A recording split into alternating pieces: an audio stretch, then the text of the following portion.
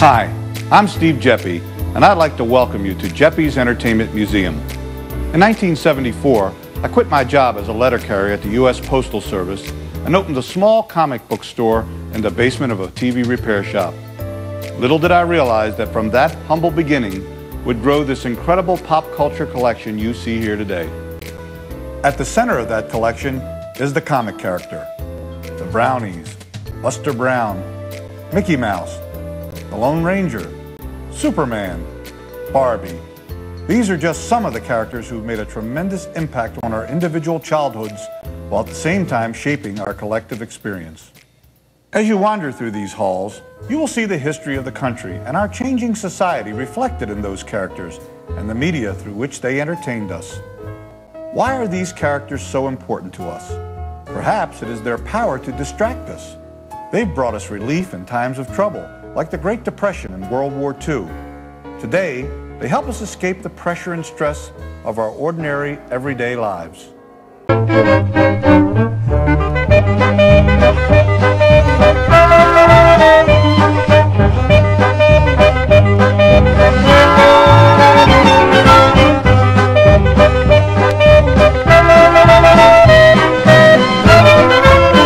Today's exciting toy comes from the world of the gato, or as they say in English, the cat.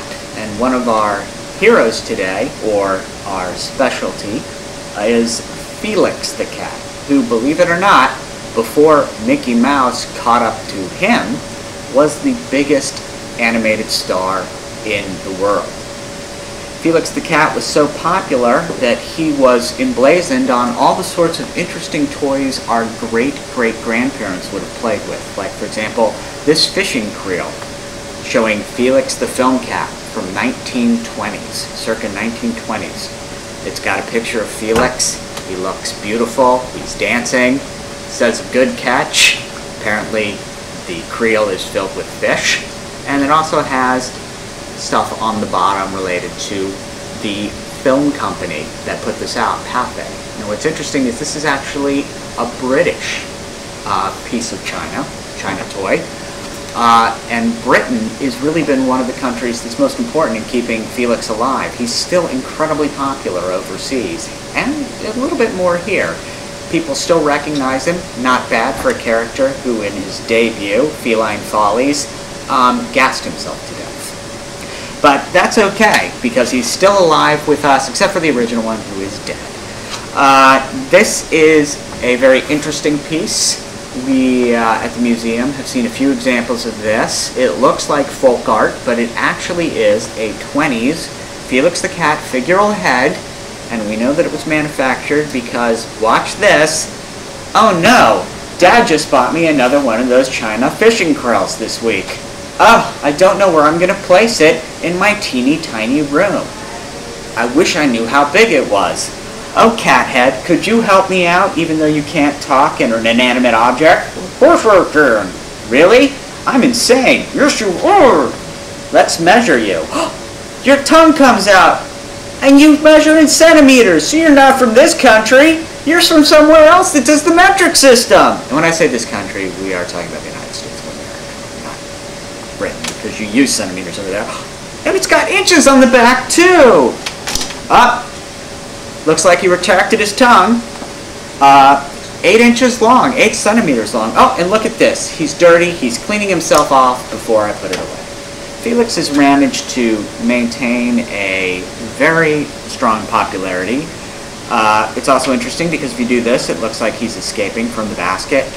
And there's a hole back here, so it looks like, oh no, my cat's got stuck in here. He's probably covered in fleas or something. Probably not. Felix is a very clean cat. We have lots more of him at Geppi's Entertainment Museum. We actually have at the museum, one of our more interesting things is we show movies, silent films, and we have the original Felix the Cat shorts that are running on display every now and then at Geppi's Entertainment Museum, interchanged with other silent classic era films. Do you think we could... In fact, we have a special for you right now, an original Felix the Cat cartoon. Let's have a look. I love looking at myself. Are you talking? No, you're talking to yourself again. You're a lunatic. You're gonna crush me.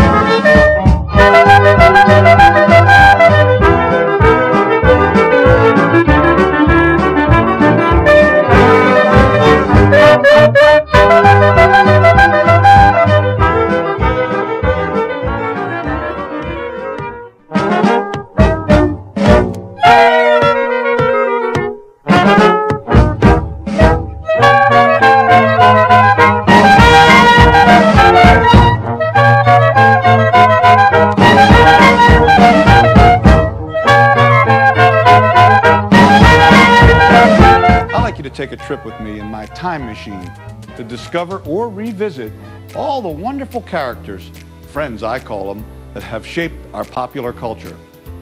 And don't be afraid to say, hey, I had that when I was a kid.